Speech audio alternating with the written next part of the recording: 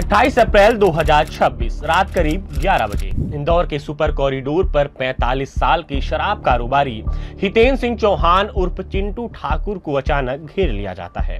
घेरने वाली थी अलका, जिसे चौहान सालों से जानते थे।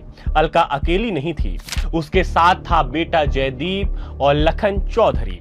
तीनों ने पहले चौहान के साथ मारपीट की, फिर शुरू हुआ ब्लैकमेल का खेल। वीडियो वायरल करने की धमकी, गोली मारने की चेतावनी और सीधे 1 करोड़ की रंगदारी की मांग। लेकिन कहानी इतनी सी कहां है?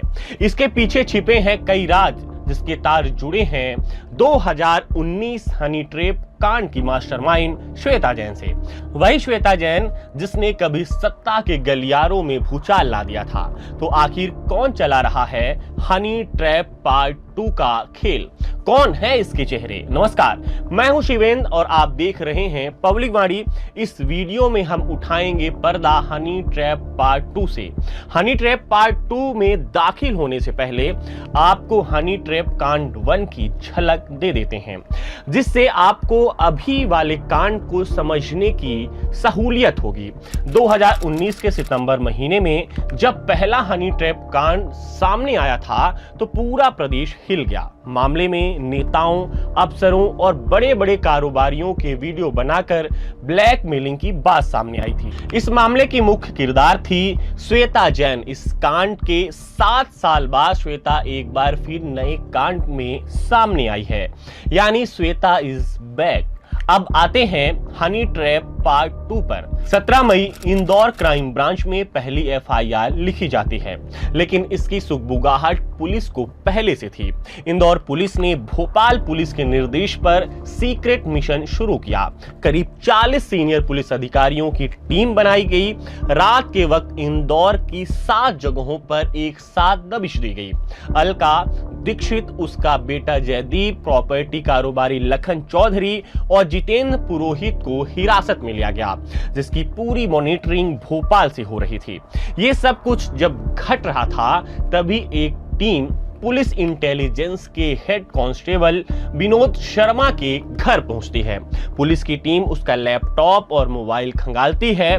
पता चलता है कि विनोद अलका का करीबी था और दोनों के बीच लगातार बातचीत के सबूत, कॉल रिकॉर्डिंग मिलती है। इस कहानी को थोड़ी देर के लिए यहीं छोड़कर थोड़ा पीछे चलते हैं। सितंबर 2019 एमपी का पहला चर्चित हनी ट्रैप मामला पलासिया में दर्ज हुआ। श्वेता का नाम सामने आया, उसे जेल हुई। 2024-25 के बीच श्वेता, अलका और रेशु का नेटवर्क सक्रिय रहने के दावे बीच बीच में सामने आते रहे। मई 2026 तक रेशु यानी अभिलाषा के पास बड़े बड़े नेताओं के कई वीडियो होने की बात सामने आई। एक मामले में तो एक नेता से 1.5 करोड़ वसूलने की भी बात सामने आ रही है।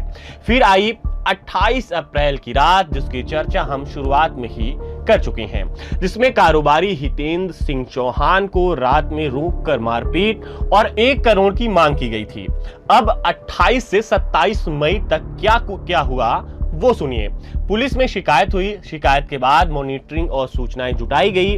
अंदर खाने की बात करें तो हितेन सिंह चौहान उर्फ चिंटू ने मामले को नेताओं के कानों तक पहुंचाया। इससे हुआ ये कि राजनीतिक हलचलें बढ़ गईं। फिर 17 मई की वो दबिश जो हम आपको बता चुके हैं।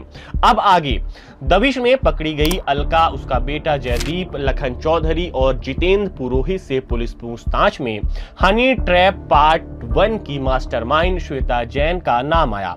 18 मई की सुबह एक लेडी एसीपी की टीम भोपाल के मीनाल रेसिडेंसी पहुंची और वहां से श्वेता को हिरासत में लिया गया और 18 को ही जैसे ही उसके खिलाफ ऑफिशियली एफआईआर दर्ज हुई, इंदौर लाकर गिरफ्तार कर लिया गया। जिसके बाद 5 आरोपियों को डिस्ट्रिक्ट कोर्ट में पेश किया गया। अदालत ने सभी को 6 दिन की पुलिस रिमांड पर भेजा। अलका और श्वेता के बीच दोस्ती 2019 में तब शुरू हुई जब दोनों जेल में बंद थीं।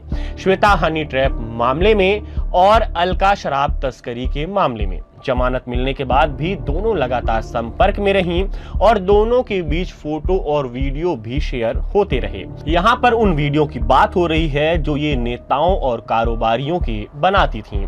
लेकिन इस पूरे खेल की मास्टरमाइंड ना तो श्वेता है और ना ही अलका। असली मास्टरमाइंड तो रेशु उर्फ अभिलाषा है, जो सागर की रहने वाली है, जो भाजपा के लिए मोर्चे में एक छोटे पद पर थी, फिर दिल्ली और भोपाल में भी एक्टिव रही। मतलब रेशु का नेटवर्क भोपाल से दिल्ली तक फैला हुआ है। रेशु को लेकर अंदर खाने जो बातें चल रही हैं वो ये हैं कि इसने अभी हाल ही में किसी नेता से 1.5 करोड़ की वसूली की है। इन पैसों से उसने लग्जरी कार और प्रॉपर्टी ली। इतना ही नहीं, इसके संपर्क में निर्माण क्षेत्र के कई नेता बताए जा रहे हैं। रेशु के पास कई नेताओं के वीडियो हैं। इस दौरान श्वेता और अलका से रेशु संपर्क में रही और तीनों एक दूसरे की जरूरत होने पर मदद करती रहीं। रेशु के पास कई नेताओं के वीडियो हैं, ये बात अलका और श्वेता को पता थी। यही वजह है कि अलका ने हितेंद्र को धमकी में बोल दिया था, जिससे पूरा बवाल मच गया। अभी यह मिशन खत्म नहीं हुआ है। जिन नेताओं के वीडियो बनाए गए हैं वो हैरान परेशान हैं। किसी भी वक्त उनका नाम बाहर आ सकता है, जो उनकी राजनीति के लिए खतरनाक साबित हो सकता है।